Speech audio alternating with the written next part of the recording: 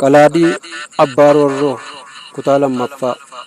Akka walitti deebinu rabbumaan abdannee akkan itti fufu beellama qabannee utuu deemnu yaadaan dhiibuu bichaa geenyee dadhabnee addaan kunne. Yooyyaa nageenyi badhaadhaa namaa sa'a cufaa kutaasa lammaffaa jalqabee itti fufaa qalbiin na hordofaa. Bariisuu manaa kaanee jimmaa dhiibuu keessa baanee bishaan osondoo sabbuuqqannee achi ceene madaalatti bitaaf mirga fuulduratti keessa deemnee ilaalaati magariisa ashaaraa uumamaati. Qaamaa qalbiin buhaaraatii dhaqnee geenye qoolloo giiftii. Qoolloon giiftii maqaa lafaati kan achitti argamu waan addaati raajii uumamaati. Dhagaa qarsaa qoqqoramaa mallattoo ogummaa fi qaroomaa baay'inni isaas hedduudhuma dheerinni isaa ajiibuma kan na dhibu yeroo hundumaa heddummachuun bargoon kuma bu'aan qabu waa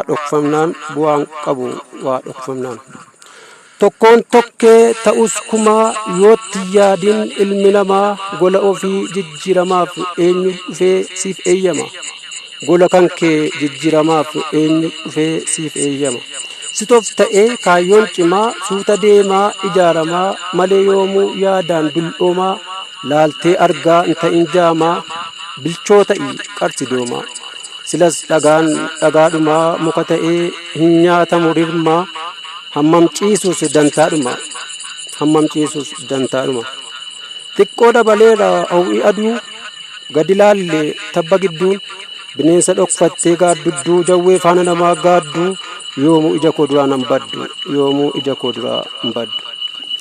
Tabba balqaasimaa dheerinnisaa kana jechuun natti cimaa beekuu baadhus safarasaa hin wallaalu tilmaamasaa yoon callisee fiige keessaa xiqqoo maqaa na xureessa.